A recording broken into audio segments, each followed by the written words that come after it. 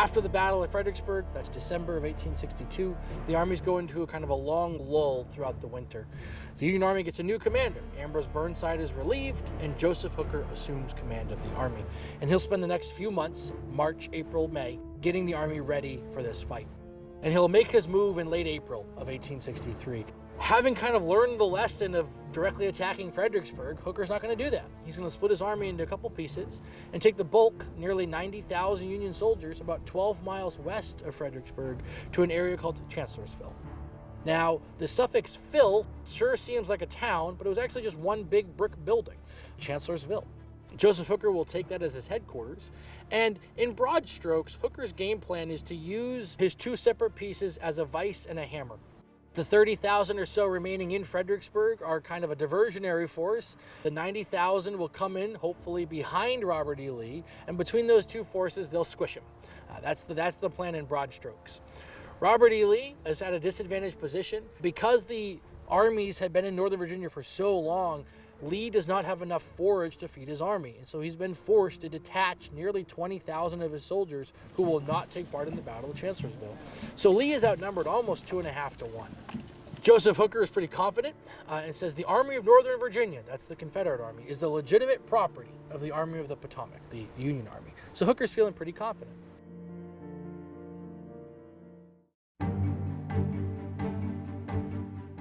The battle will begin on May 1st, 1863, as Union soldiers make their way east towards Fredericksburg, Confederates making their way west out of Fredericksburg, and the fighting begins.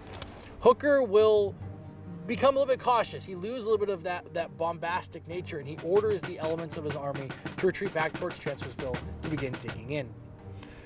Robert E. Lee and his subordinate Stonewall Jackson kind of figure out a way to get at the Union Army, and that will involve Oliver Otis Howard's 11th Corps. Howard, a native of Maine, had been promoted to command the 11th Army Corps, about 12,000 Union soldiers who were assigned to the far right of the Union Army. And for whatever reason, Howard's men do not dig in.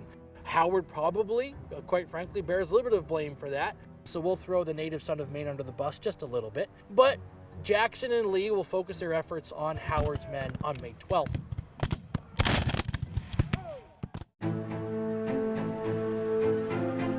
Stonewall Jackson leads a long march around Howard's men, and then around evening, as Howard's soldiers set down for dinner, Jackson unleashes his attack.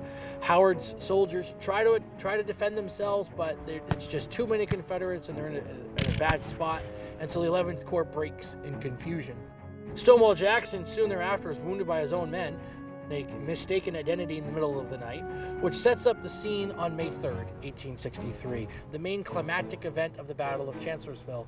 Over the course of 5 hours, from roughly 5 a.m. to 10 a.m., nearly 18,000 combined losses will occur around the Chancellor House. That is essentially one casualty every single second for 5 hours.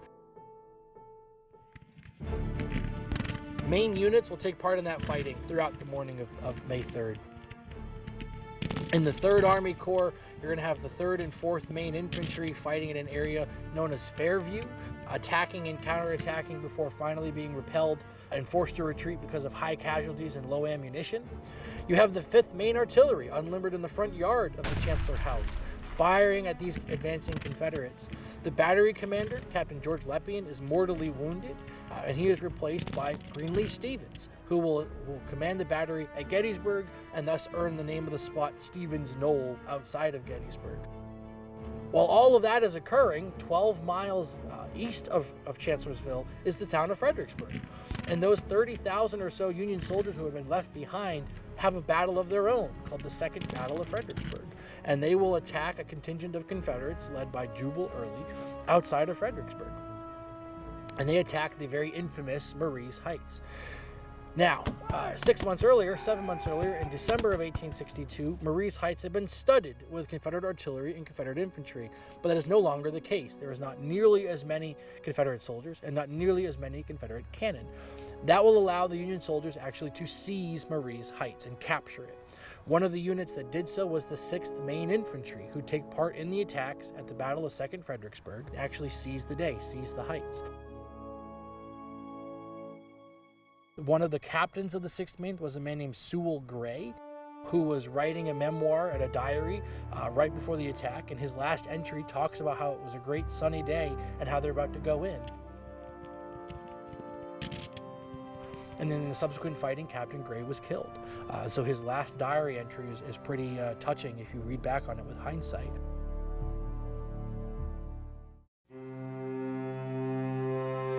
All said and done, by the end of May 3rd, Joseph Hooker has been wounded, concussed by an artillery shell.